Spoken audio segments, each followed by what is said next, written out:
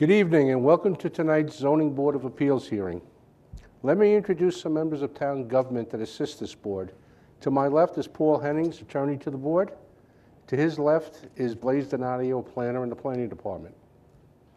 You're all here tonight seeking relief from the Smithtown zoning ordinances, and it's our job to try to help you achieve the relief you are requesting whenever possible. It's up to you to provide us with precise, accurate information so we as a board can make a decision based on the facts that you present tonight. We as a board must consider the 5 following conditions, and they're listed here for you. Whether an undesirable change will be produced in the character of the neighborhood or a detriment to nearby properties will be created by the granting of the variance. 2, whether the benefits sought by the applicant can be achieved by some other means. 3, whether the variance is substantial. 4, whether the proposed variance will have an adverse effect or impact on the physical or environmental conditions of the neighborhood. And 5, whether the alleged difficulty was self-created. Procedures for tonight's meeting. Cases will be called in the order they are advertised. When you are called, please present your certificates of postings and mailings to Mr. Donadio. Then you will be asked to go to the podium where you state your name and address for the record, and then proceed to tell us why you need the variance. At the end of your presentation, if anyone in the audience would like to speak on your case, they will be given 1 opportunity to do so. Then the applicant can come back to the podium to answer their concerns. Once the public hearing is closed, no further information will be accepted concerning the case. There are 3 ways to find out about your case. You can stay after the hearing, but there's no guarantee that your case will be acted on tonight. You can call the planning office tomorrow morning, or you can wait to be notified by mail. We do have 1 adjournment tonight.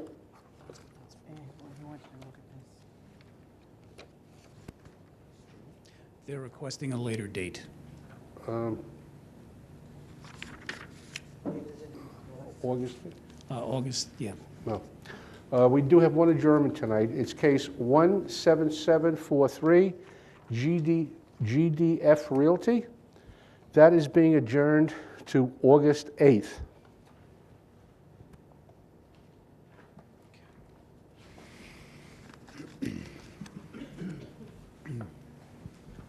Thank you. Good. Okay. Thanks, Mr. Chairman. The first case on the agenda, number 17752, John and Rosaria Onrush, 46 Marquette Drive, Smithtown. The location of the property, the west side of Marquette Drive, 1,270 feet north of Carnegie Drive. The property is zoned R10. The applicant is requesting a variance to reduce the minimum rear yard from 50 to 48 feet for an existing 179 square foot first floor addition, 161 square foot second floor addition, and 394 square foot second story deck. Good evening. Good evening. Could I have your name and address for the record, please? Yes, John Ondrush, 46 Marquette Drive, Smithtown. Thank you. Would you like this young lady to speak on your behalf? Yes, she's going to speak in my behalf. All right. Could you state your name, spell your last name for the record, and give your address, please? I'm Megan Lucas, Lucas. I live in Huntington Station. I don't know if that matters. I'm from Mancini Architecture. My clients here are just, they want to sell their house. So they bought this house over 30 years ago, and it had this extension with this deck that they've turned into a lovely dining room, eating kitchen, and mudroom. They just want to, move down south and be happy. Enjoy retirement. Yes. We're with you on that. Does anyone on the board have any questions on this application? No question. Planning? No, thank you. No? Anyone in the audience like to be heard on this application? No? Can I have a motion to close this hearing, please? So moved. Second. All in favor? Aye. Motion carried. Thank you.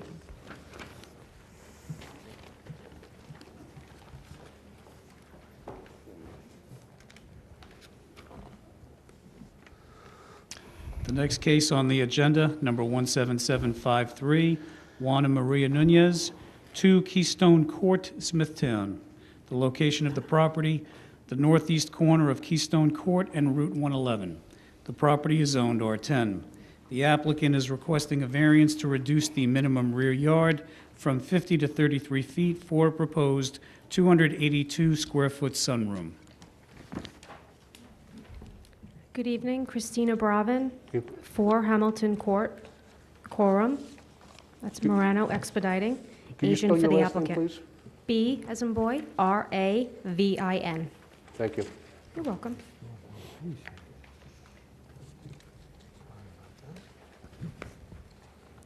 Okay. Okay, we are requesting permission to construct a 19-foot 10-inch by 15-foot 1-inch sunroom holding a rear yard setback of 33 feet instead of the required 50 feet. The existing dwelling itself is currently holding a 51-foot setback, making it impossible for them to do anything without applying to this board. Rear yard setbacks of this nature are not uncommon in the area, especially across 111. I do have an aerial photo, a few photos of the property, just to give you an idea of what it looks like in case you're not familiar with it. On this court, this lot happens to be, have the smallest rear yard, and the way that the lot is situated and how the house was built on it would not be setting a precedent because it's a unique shaped lot. So I'll submit the photographs. There's 1, 2, 4 photographs and 1 aerial. And the sunroom will not be heated. It's also heavily screened from the neighbor. All right, thank you. If you have any questions, I'd be happy to answer.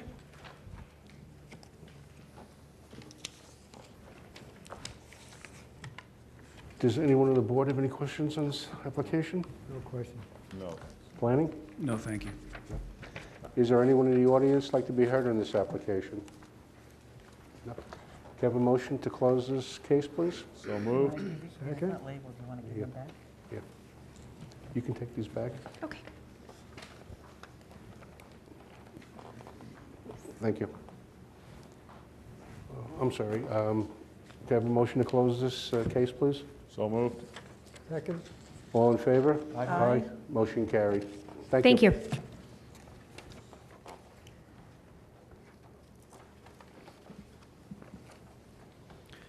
The next case on the agenda, number 17754, Daniel and Kathy Silverman, 8 Havemeyer Lane, Comac. The location of the property, the south side of Havemeyer Lane, 250 feet east of Town Line Road. Thank you. The property is zoned R10. The applicant is requesting a variance to reduce the minimum rear yard setback from 50 to 42 feet for an existing 320-square-foot deck. Good evening. Hi, how are you? Fine. Mary Ellen Curtis, 22 North Creek Road, Northport. Is the applicant here? They are not. I haven't, I have a You have a power of attorney. I do. Oh, 1 second. No problem. Probably good. Hold on. Okay. Hold on. Okay. All right? Okay. Could you state your name, spell your last name, and give the address for the record, please? Sure. Mary Ellen Curtis, Curtis, 22 North Creek Road, Northport, New York. Thank you. I'm here requesting relief on a deck that already exists. The deck was built about 15 years ago.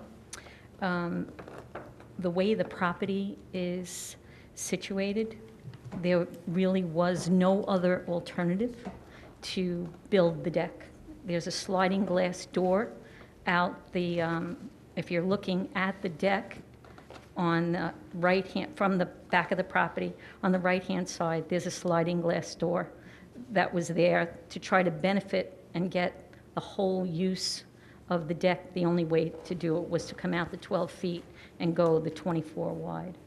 So they are asking for relief on that. All right, thank you. Thank you. Anyone on the board have any questions on this application? No question. Planning? No, thank you. Anyone in the audience like to be heard on this application? No? Can I have a motion to close this case, please? So moved. Second. Thank All you in very favor? much. Aye. Motion carried. Thank you.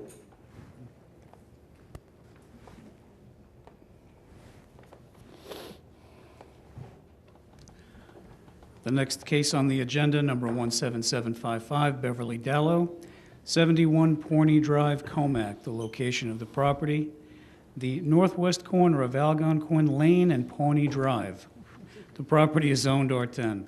The applicant is requesting a variance to reduce the total side yards from 28 to 26 feet for an existing rear deck. Thank you. These are for the next two on the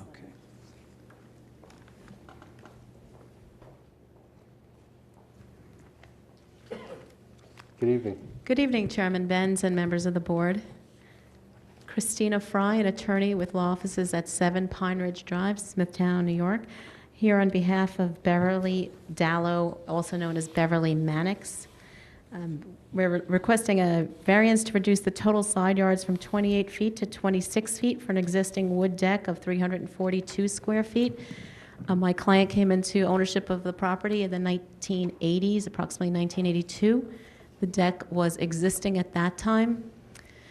The deck is approximately 16 inches over the side of the house, and these homes were built with the side yards. Anything that was built beyond the side of the house would have infringed on the side yard. It's approximately 16 inches beyond the side of the house, just as the photos I submitted. The granting of a variance would not produce an undesirable change in the character of the neighborhood or any detriment to nearby properties. It is simply a wood deck. It's not visible by any neighbors. It's only visible when you enter the yard of the home, and you can see that it comes out 16 inches from the side of the home. The benefit of the applicant in having the variance granted, it actually saves her from rebuilding the deck. She recently put new floorboards down on the deck and attempted to sell her home and found out that she needed a permit for the deck, at which time there was no permit in the 1970s either. And when she went for the permit and had the survey done, we noticed that it was protruding into the side yard. It's not a substantial request. It's approximately 16 inches, and the town likes to round up to 2 feet. The variance would not have an adverse effect on the neighborhood or any environmental conditions. As I said, it is a wood deck that exists on most properties in the neighborhood, and the difficulty was not self-created. It was created by the prior homeowner in this case, which was in the 70s. Great, thank you. Thank you. Does anyone on the board have any questions on this application? No. Planning? Thank you. No. Is there anyone in the audience like to be heard on this application? Can I have a motion to close this case, please? So moved. Second? All in favor? Aye. Aye. Motion carried. Thank you. I also have the next one. Oh, you have the next one also? Okay.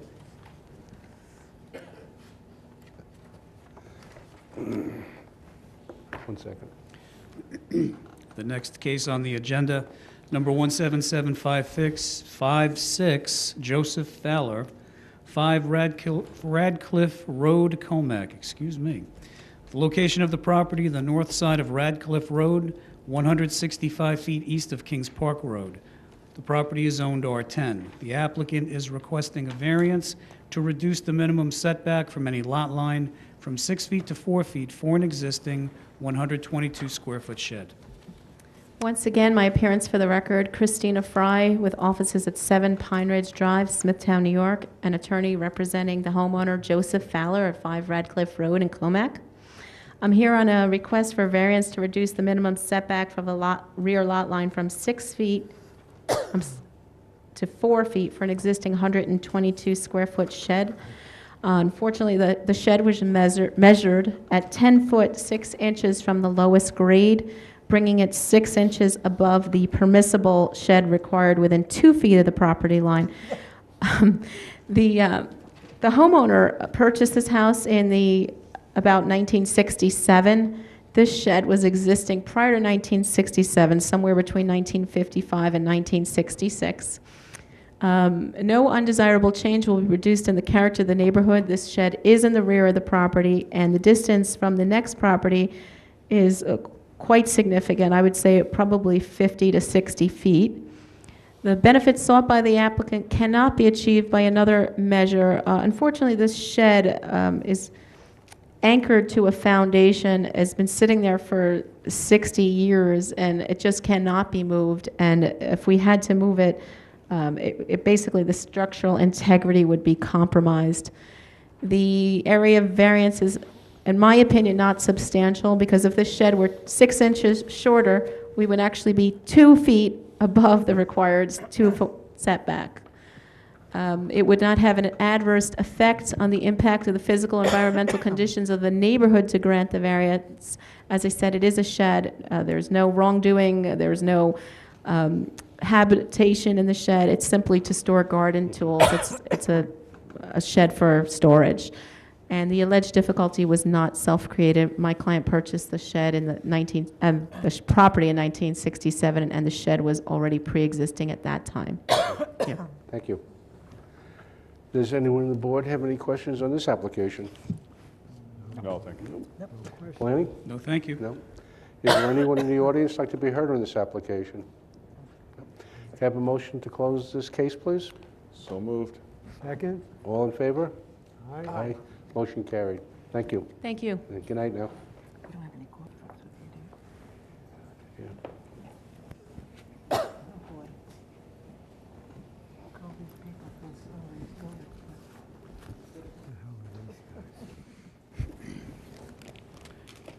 The next case on the agenda, number 17757, Hobby Lobby, 124 Veterans Memorial Highway, Comac. The location of the property, the south side of Veterans Memorial Highway, just west of the Sunken Meadow Parkway. The property is zoned SCB. The applicant is requesting a variance to increase the maximum height of a wall sign from 15 to 25 feet. Good evening. Again, Christina Bravin, Morano Expediting, 4 Hamilton Court, Quorum, agent for the applicant.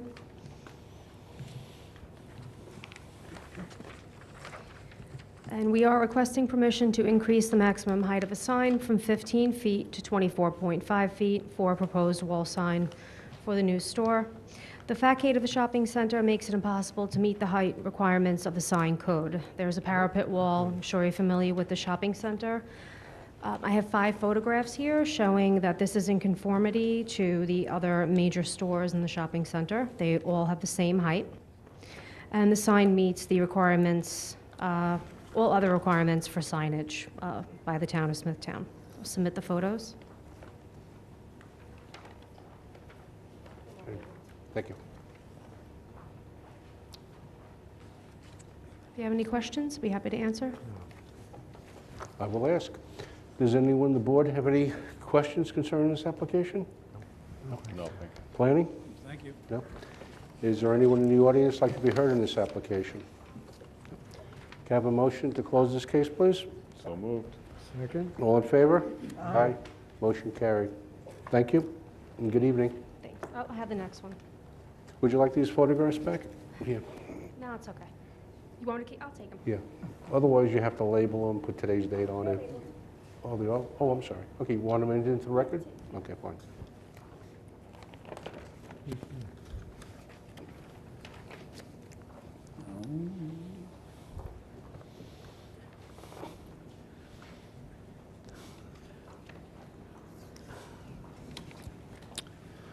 The next case on the agenda, 17758, Paul and Patricia Dolger, 333 Old Indian Head Road, Kings Park. The location of the property, the east side of Old Indian Head Road, 1,112 feet north of Old Road. The property is zoned R21. The applicant is requesting a variance to reduce the front yard setback on Lawrence Avenue from 50 feet to 23 feet for a proposed 205-square-foot sunroom. Good evening. Good evening again. Christina Bravin, agent for the applicant. It's Morano Expediting, 4 Hamilton Court. So we are requesting permission to construct a 13-foot 4-inch by 16-foot 8-inch sunroom holding a front yard setback off of Lawrence Avenue from 50 feet to 23 feet. The existing dwelling is currently holding a rear yard of 28 feet. There is no other area on this property that allows for a sunroom without having to come for the board. The proposed location is in the ideal spot because they already have access from the kitchen, and it will only require an additional projection of 5 feet into the rear yard. This property is heavily screened, and due to the heavy vegetation, it actually gets very buggy, so the sunroom will be very helpful for them to have some outdoor living while being protected from the elements. This is a non-heated sunroom, and I have a few photographs of the property. They're labeled and dated, so that you can get a feel for what it looks like and where it's going. Thank you. If you have any questions, I'd be happy to answer. I will ask. Does anyone on the board have any questions on this application? Is the Lawrence Avenue, is that a paper street or is that? It's a paper road, yeah. You could tell from the aerial here if you want to see that. it's okay. Not paved at all. Okay, thank you. You're welcome. Planning? No, thank you. No. Anyone in the audience like to be heard on this application? No. Can you have a motion to close this case, please? So moved. Second? All in favor? Aye. Motion carried. Thank you. Have a Thank good you. night. Good night now.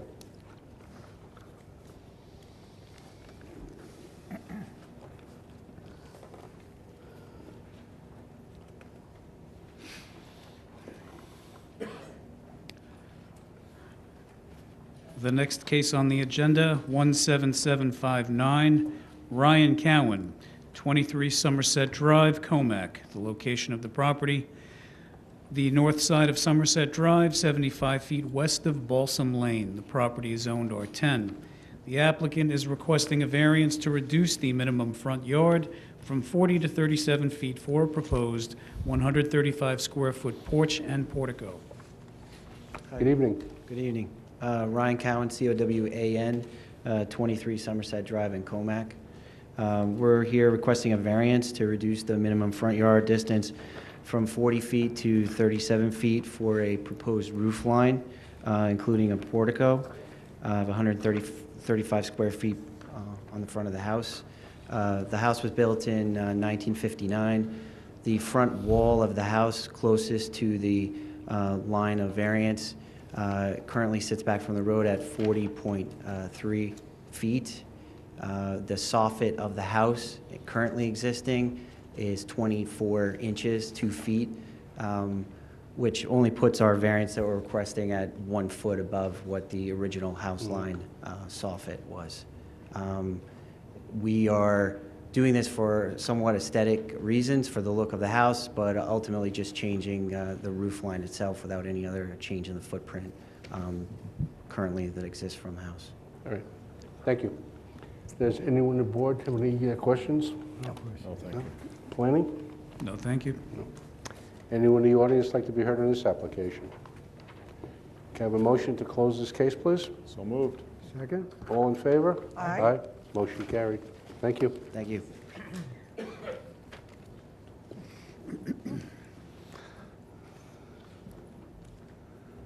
should all be like that. The next case on the agenda, 17711, Simply Self-Storage, 745 Old Willets Path, Hauppauge. The location of the property, the southeast corner of Old Willets Path and Caleb's Path. The property is owned LI. The applicant is requesting a special exception to permit a mini-storage facility in the LI zoning district. Variance of a special exception standard to increase the height of a building from 24 to 45 feet and increase the number of stories from 2 to 3. Variance of a special exception standard to increase the FAR from 42 to 97%. Variance to reduce the number of parking spaces from 234 to 40. Variance to reduce the minimum truck loading spaces from 3 to 1. Variance of a special exception standard that requires adequate parking. Variance to reduce the front yard from 50 feet to 40 feet for proposed 116,612 square foot, 3-story self-service storage facility. Good evening, Mr. Chairman and members Good of the evening. board. Michael McCarthy and Reynolds, 70s Carver Street, Huntington, for the applicant. Before I get started, I have just some housekeeping. Blaze, I have the original affidavit of posting and affidavit of mailing. Can I just hand it up at this time? Yes.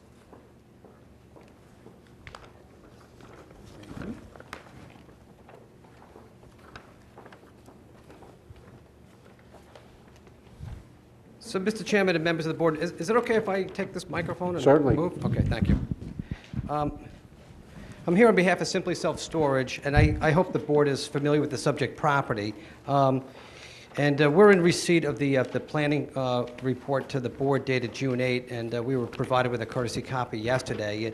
And notwithstanding some of the reliefs that we were originally applying for, the town code was amended in April, which negates the need for a special exception for a mini storage.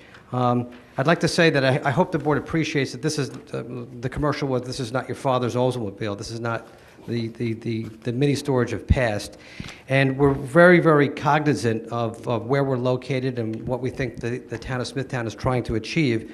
Just by way of quick historical background, when we first were discussing this application with the planning department staff, what intrigued my client to buy it was because it was located within the Hauppauge Industrial Park Overlay District, which allowed for some flexibility of design and would allow for a taller building than the usual L1 district regulations would permit. And if the board is familiar with the original iteration of the plan that we had submitted, we had contemplated a 5-story building which adhered to all the setback requirements. I think we got some good advice from our friends in the planning department that that plan was a little ambitious. So we went back to the drawing board, and what we did is we lowered the building to 3 stories, and we were proposing 1 story as a basement, so it's effectively a 4-story building for 116,612 square feet. But we do have a full story below grade, so as you see it visually, it's a 3-story building. And we tried to design it to be architecturally compatible with what we think the town is trying to achieve in the Hauppauge Industrial Park Overlay District. And we did that by way of architecture, by way of landscaping, and by way of design. The use itself, I think the board is obviously very familiar with a self-storage facility and how they operate. And unlike the old-fashioned ones that had, the old garage doors and barrack style, this is intended to only have 1 entrance. We're designing it to fit in with the character of the community and to be more of a Class A type building. So the nature of the relief that we need in order to keep our building size is we pinched the side yard setback. So rather than hold 50 feet on Old Willets Path, and I think it's called Islip Avenue, we increased the side yards. We need relief, I guess, to 10-foot side yard setback to 40 feet. And on Islip Avenue, if you look at the plan and the way the building's designed, and Mr. Marinos will walk you through it, it's got a sawtooth type design so that it breaks up the facade and it doesn't look like a blank wall, and to give a better visual appearance from the street. So all that being said, in order to proceed, we do need some relief from the board in the nature of a parking variance, height relief if the board feels that the Hauppauge Industrial Park Overlay District requirements don't apply. We think that they do, and perhaps counsel to the board would opine as to the effect of an overlay district over standards. I'm of the opinion that the overlay district, having been enacted in 2015, because it provides different standards, that the standards of the overlay district trump the regular standard. So I would be of the opinion legally that we wouldn't need a variance, but that would need an interpretation from this board as to whether that applies.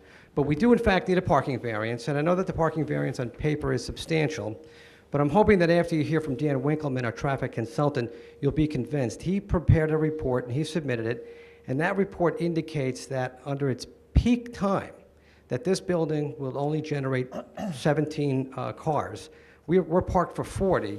So our report reflects that we're about 100% overparked with what we think that Simply Self-Storage is going to require for the property. If I was sitting in your position, I've done a fair amount of land use and zoning cases before this board and in other jurisdictions on Long Island. My concern would be, well, that's great, Mr. McCarthy. That's a nice looking building and I appreciate the use. But what happens when Simply Self-Storage goes away and we're stuck with a large building that is underparked? It's a fair question. We've thought about that. And we're prepared to offer the town a restrictive covenant. I would say that that building will be raised if it's not used for a self-service storage facility. And to put our money where our mouth is, we would agree to post a bond in an amount sufficient, calculated by the town of Smithtown, to ensure that that happens. You're going to hear testimony from Mr. Bolger. He's a representative of Simply Self-Storage, that from a practical standpoint, we gave a letter from the architectural firm that designed it, that the way the building is built, and I guess crudely, or maybe I'm dating myself, it's like an erector set. And so the building is kind of built in a grid formation. So it doesn't lend itself to repurposing without a substantial amount of practically rebuilding this itself anyway. So we're hopeful that the board would find that, what we're proposing, the way the building will look, the way the building is sited on the property, the past history, we're really going to make it a Class A looking building, that you're satisfied that we can satisfy any concern that the town might have as to what would happen to this building in the future. And again, I prepared a declaration of covenant restriction. In doing so, I felt, I put forth exactly what we've been speaking about to date. I had provided a courtesy copy to the planning department through David Flynn's office. And again, we would be willing to make that overture. So I'll leave it up to Michael Marinas, our engineer, to walk through the site details. Dan Winkleman is our traffic consultant. He'll talk about the traffic impacts. Kevin Bolger was going to talk about the architectural design and the landscaping, and then John Breslin was going to tell you how great it is for the Hot Bog Industrial Park, and I hope that you find that statements are true. Fine. Any questions? None so far? Thank you so much. Thank you, Michael. You have a question? I can wait. Okay. Good evening. Good evening. My name is Michael Marinas. I'm an engineer with the firm of Barrett, Bonacci and Van Weel, 175A Commerce Drive, Hopog 11788, licensed professional engineer, New York State.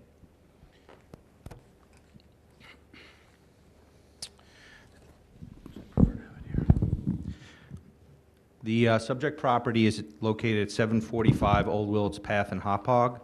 Property size is 2.03 acres. Its tax parcel is 800-185 to Lot 21. Old Willits Path.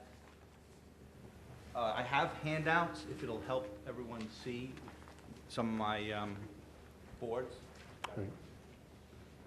It's the same thing as presented on the board. It might be a little bit easier. Thank you. Can everyone hear me okay? Or should I Use the microphone, please. So the site is bounded by Old Willits Path to the west, Caleb's Path to the east. Motor Parkway is further south, and the Long Island Expressway would be even further south. There's a recharge basin immediately south of the property. The town of Islip Smithtown border is right along the southern edge of the property as well. Surrounding light industrial uses, as you know, we're in the Hopog Industrial Park. There is an DOT basin to the south, as I had mentioned. The existing property gently slopes from the southwest to the northeast, and the center portion of the site has been cleared. There's an existing building, 5,000 square foot structure with a basement located on the southern portion of the site, and another 1,000 square foot structure along the eastern property line. The setback presently to the eastern side is 42 linear feet. It was most recently used as an office, training, and gathering hall for IBEW Local 1049 Union. There are 3 curb cuts presently serving the property. 2 are located on Old Willits Path,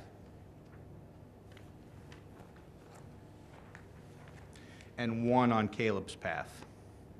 There are approximately 30 existing striped parking spaces on site with an undefined gravel parking area in the center. We calculate approximately 42% of the site is currently impervious. From a zoning perspective, this was a challenging site. It's triangular in shape with dual frontage, so we've got 50-foot required setbacks along both sides of the site. That forced us to get creative with a proposed building footprint in order to take advantage of the existing cleared area and maintain the existing wooded perimeter. There are some significant trees that border the site. We have some photos of the existing foliage.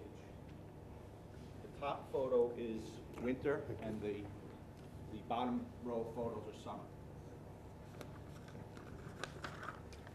Those existing trees are upwards of 50 feet or even greater in height and would significantly screen the property even after construction.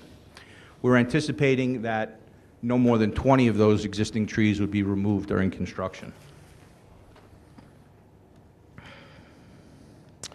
The proposed three-story building is 32 feet in height with 38 feet to the top of the parapet with a basement. Measures 192 by 262 feet in size, and it's essentially triangular, as Mr. McCarthy had mentioned. Total floor area is 116,612 square feet, and we provide a floor area ratio of 0.97. That excludes the basement. 42% is permitted in the zone.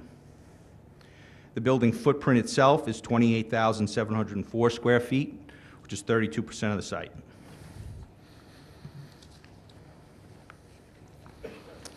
As Mr. McCarthy mentioned, we're proposing a 40-foot setback to the eastern Caleb's Path setback frontage, and varying from 50 feet to 40 feet, depending upon the location on the sawtooth along the western property line.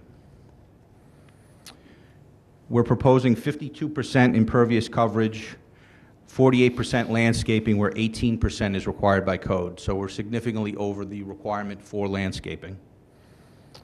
Access to the site will be provided via both frontages, one to Old Willets Path and one to Caleb's Path. As I mentioned before, there are existing 2 curb cuts along Old Willets Path. We'll be eliminating one of those curb cuts and obviously landscaping that existing area. Parking will be provided along the southern, thank you. Parking will be provided along the southern portion of the site. We are proposing 40 parking stalls, where 1 per 500 is required by town code, which requires 234 spaces. Dan Winkleman, the traffic engineer, will get into that variance a little bit deeper later in this presentation. We're proposing 1 loading stall along the south side of the site as well. No fencing is currently anticipated on the site. Site lighting will be predominantly building mounted with only poles at the 2 entrances. Per town code will be dark sky compliant, and we anticipate LED light fixtures. 1 entrance sign is anticipated along Old Willets Path, and it will be compliant with town code, 32 square feet. Per the soil borings, the on-site soil material is excellent for drainage. Groundwater is over 70 feet below the surface. On-site stormwater management will be in conformance with town code. We anticipate that a SWIP will be necessary ultimately for this project. Sewers will be provided along along Caleb's Path. I had met with the DPW. They're providing 2 sanitary house connections along the eastern frontage. Those will be installed by the end of the year, so we anticipate no on-site sewer, and that will be connected, no on-site sewage disposal, and that we would be connected to the sewer ultimately. Water facility is provided along both frontages of the property. We anticipate reusing the existing water service. And I'd be happy to answer any questions that might come up. Well, that was very thorough. Thank you. Any questions before he leaves? No, not for him. Thank you. Thank you very much. We're just trying to be thorough. Maybe we give a little bit too much That's detail on the fine. site. Well, thank you very much. So I thought maybe we could hear from Dan Winkleman. He's a traffic consultant, talking about the trip generations Sure. and the anticipated demand. Okay.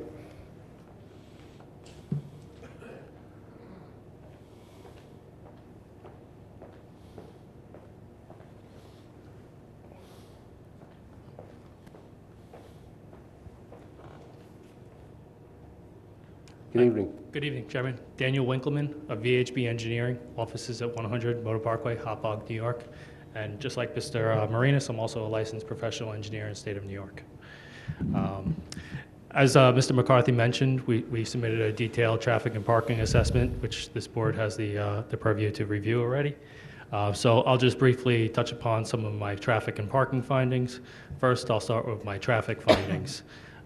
Based upon my analysis, we obtained record traffic volume data from the Suffolk County Department of Public Works for Old Willets Path, which will be the primary roadway serving the facility.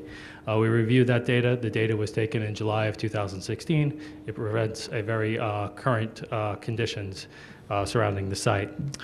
We then performed trip generation projections for the site, and based upon my projections, the site would generate 17 trips during the weekday AM period, 31 trips during the PM weekday period, and 47 trips during the Saturday midday peak period.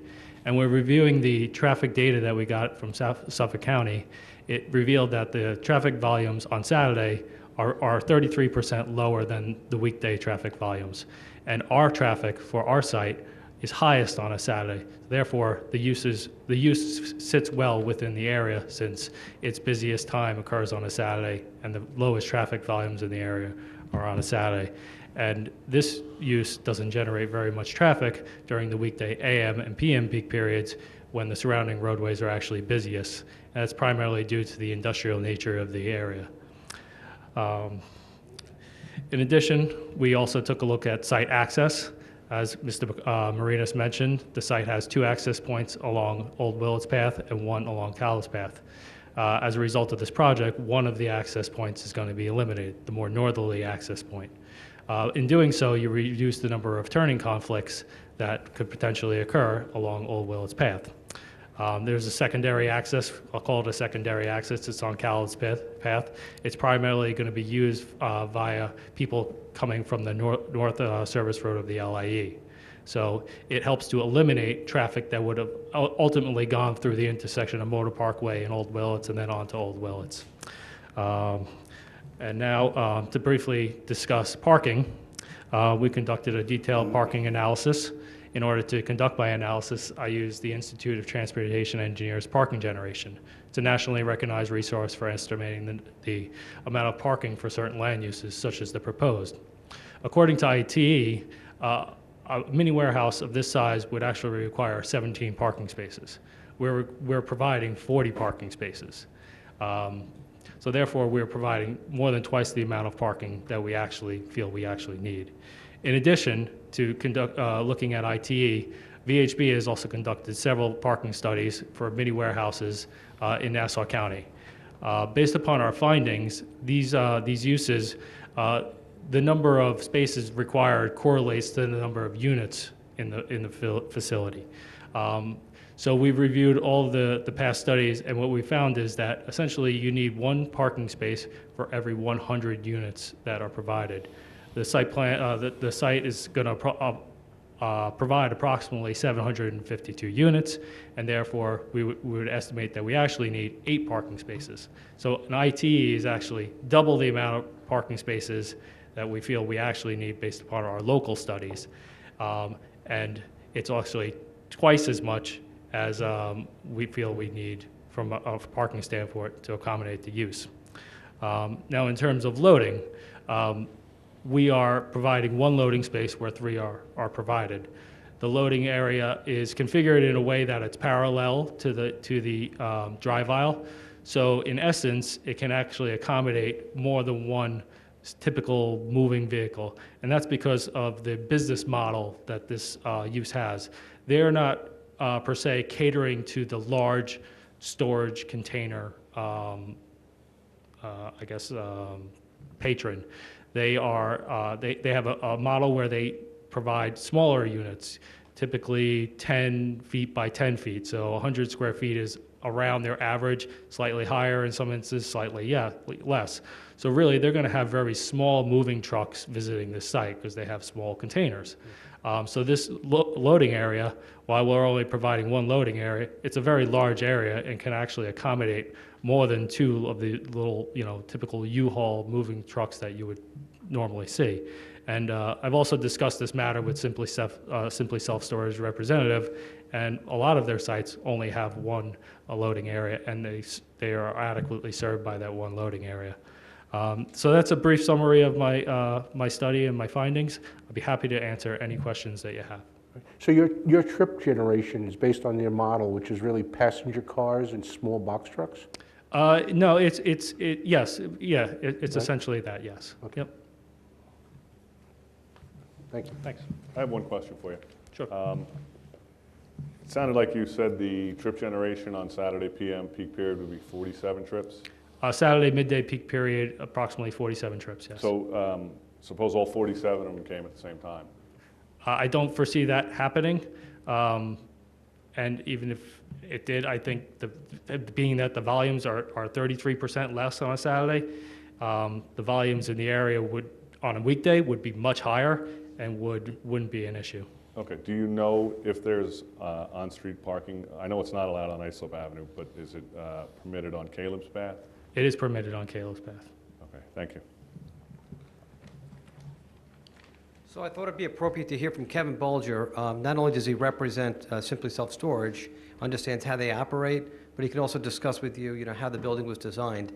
We really have tried to make a great effort to make the building look compatible with what we understand the town of Smithtown is looking to achieve in the Hot Bog Industrial Park Overlay District.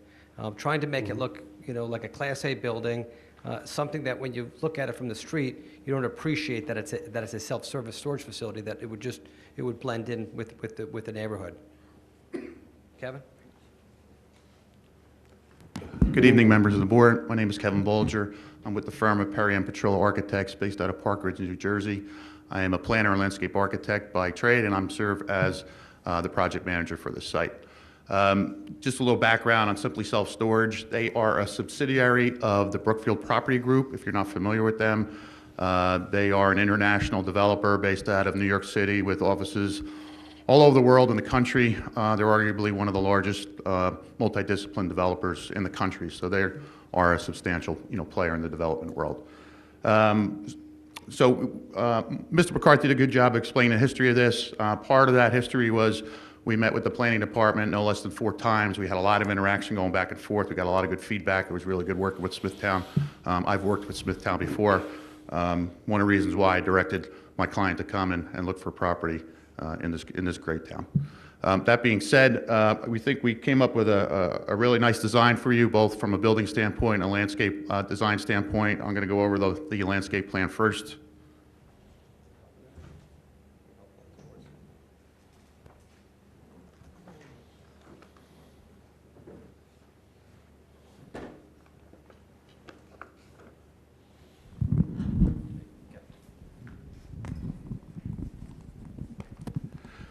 So as Mr. Marinas had indicated, this site currently benefits from a very, very substantial existing tree line buffer.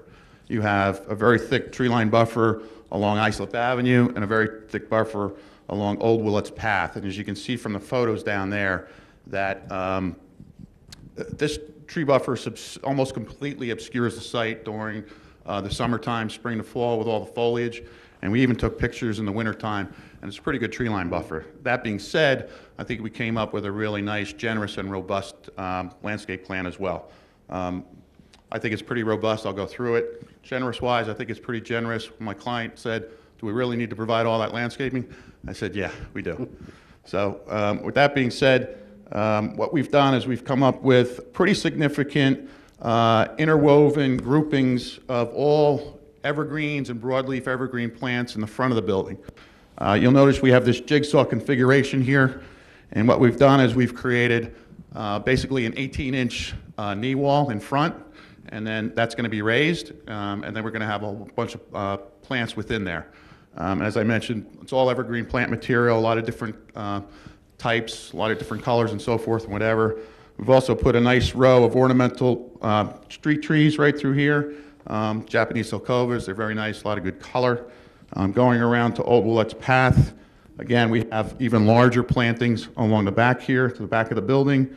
Again, all broadleaf evergreens or junipers and so forth like that. So a lot of colors, a lot of variety throughout the year. And for what it's worth, they're all deer-resistant plant material as well. What we've also done here is we've shown, even though we're not applying for the signs at this time, I'm showing a front entrance sign right here. That's going to be a fully compliant sign. We're not applying for it right now, but just wanted to show it. We've done some attractive landscaping around there. We've also done some nice landscaping beds as we come off of the main entranceway. One thing we've also done is that there are two very large deciduous trees located to the rear entrance over here, and we've manipulated the driveway to go through them so that we're going to preserve those two trees in kind. Wanted to make sure that we took care of that as well. If there's no questions on the landscaping, I'll jump to the building design and architecture. Any questions? Go right ahead.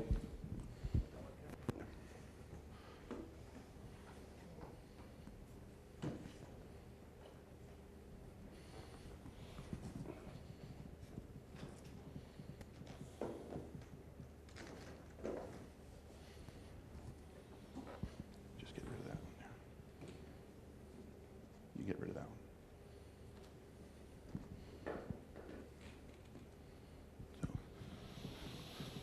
So as Mr. McCarthy has stated up front, what we're proposing is a modern Class A self-storage facility. That may sound like a lot of, grandeur there, but it really is.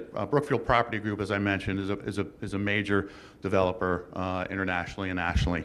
They want to develop fully modern Class A facilities. This facility will be fully climate controlled. All of the units will be interior. There'll be no drive-up units whatsoever. There'll be no parking, anything, outdoor storage within the parking spaces at all. We cater more to the small business clientele, residential people, people in apartments, small businesses, and so forth.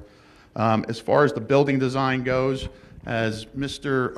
McCarthy had alluded to, the internal design structure of the building is done in such a way that it really only lends itself to self-storage. As he mentioned, if you can imagine the old erector sets that we used to play with.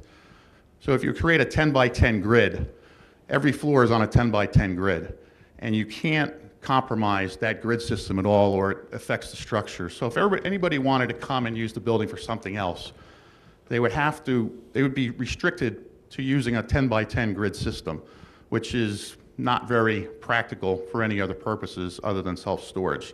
So that's one of the reasons why, you can rest assured that it'll be used for self-storage and only self-storage. As far as the exterior of the building goes, it's made up of, the exterior of the building is made up of insulated metal panels, very nice texture.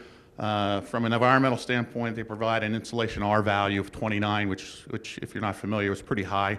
The standard's maybe 19. We're offering masonry along the entire base elevation of the building, 4 feet around, and in front we have it up to the first floor here. We provide tinted glass at the front entrance. You notice that's the only place where there's glass too. The rest of the building, there are no windows. Again, makes it really specific to self-storage. It'd be very difficult to convert it, for some other purpose and so forth in there. We tried to go with, earth tone colors.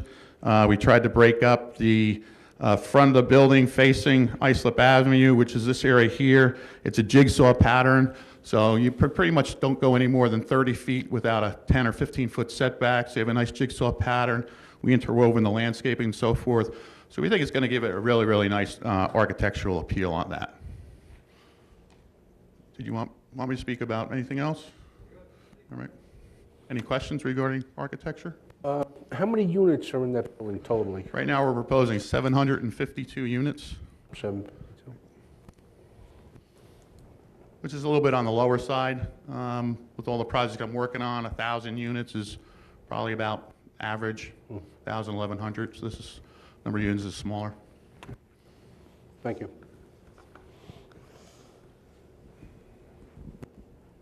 So last, just to kind of wrap it up, we thought we'd have John Breslin just to satisfy the board's inquiry that this proposed use is compatible with the pattern of development in the area, consistent with what Smithtown envisions for, again, the Hopog Industrial Park Overlay District. So I give it to John. John's appeared here before, and I think you know him.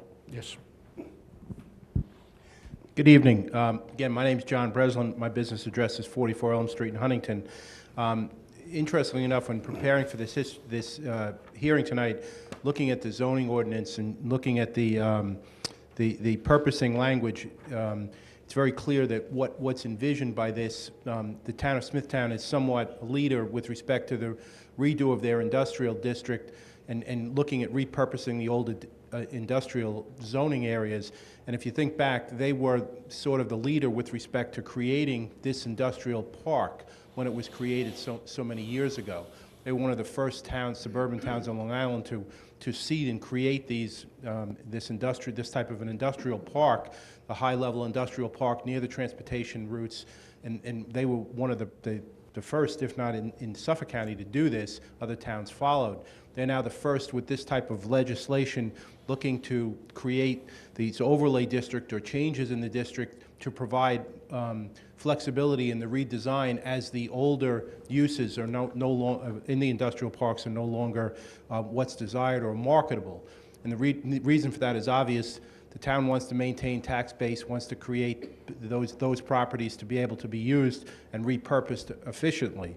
And so in the purposing language, it talks about the need to create high-value warehousing, provide flexibility of development, and to make this area competitive with other industrial areas.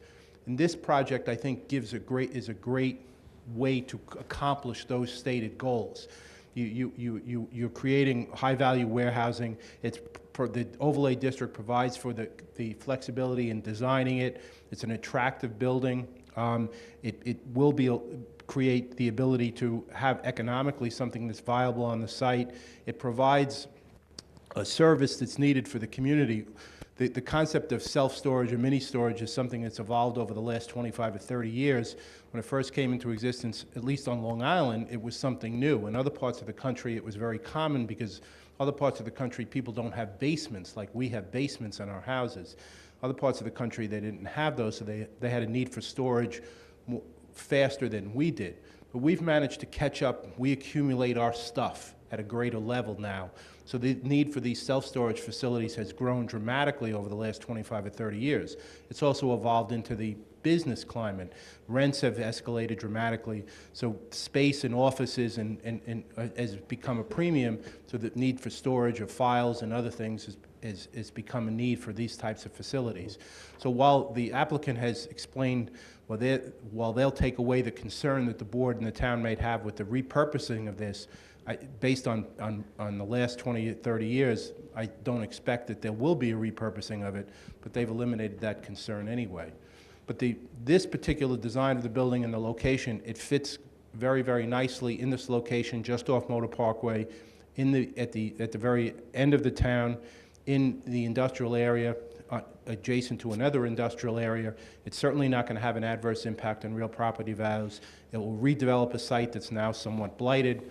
I think it will be a significant benefit to the overlay district. It's I think, ideally what the overlay district was created for, to create this redevelopment component. So I think based on all those reasons, I think that it's something the board should look favorably upon. Yeah. Any questions? Thank you. Anybody on the board have any questions? No, thank you. Thank you.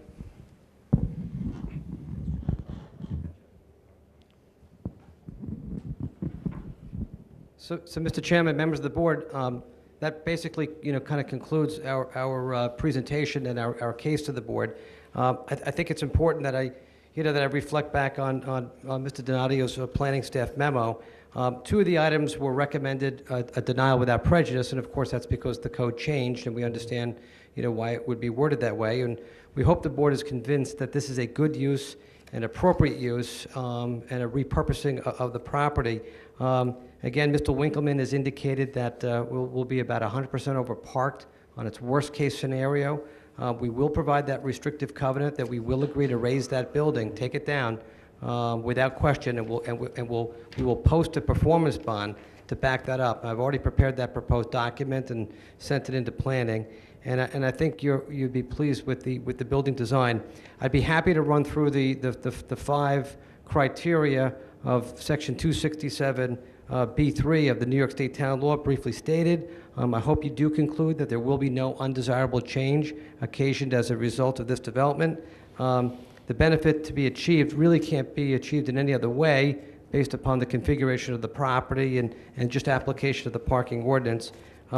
Whether the requested relief is substantial, I guess we could say it's substantial if we apply the parking ordinance the way it's written, but hopefully the board concludes that it's not substantial in relationship to the proposed use, the studies, and what you board members have experienced personally with other self-storage facilities. Will not have an adverse impact upon the community or the environment, and of course the hardship is not self-created. We're dealing with an odd-shaped piece of property, and we hope that you find that the use is good and purposeful to the town of Smithtown. Thank you. And I thank you. We did that in 30 minutes. Very good. All right, let's try it. Planning, do you have anything to add? No, Mr. Chairman, just very briefly, planning did offer the board a follow-up memo that superseded the PAR back from March. That's because the town board did in fact amend the ordinance in April regarding mini storage facilities. They no longer need a special exception or any variances of standards. They just have to meet the requirements of a mini warehouse. Planning's reviewed the plan with Mr. McCarthy and Mr. Bolger many times, and we're very satisfied with their latest rendition of the plan, and we recommend approval based upon the recommendations in the memo. All right. Thank you. I just have one question. I think it's for planning more than Mr. McCarthy.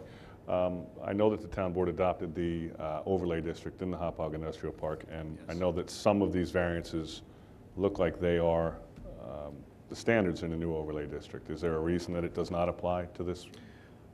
They are, in fact, within the overlay district area where you are allowed to have a height of 62 feet. However, as a mini warehouse, there is a requirement in the code. It's not a special exception requirement, just a requirement of a mini warehouse that the height not exceed 24 feet or 2 stories. Thank you. All right. Is there anyone in the audience who'd like to be heard on this application? No? Can I have a motion to close this case, please? So moved. Second? All in favor? Aye. Motion carried. There'll be no decision tonight. We don't have a sequel. Understood. Thank you so much. Thank you for everything. Thank you for your courtesies. Blaise, thank you. Thank you very much. All right, you're quite welcome. You can have all this stuff. And Rick, case number 17743, GDF Realty, has been adjourned to August 8th.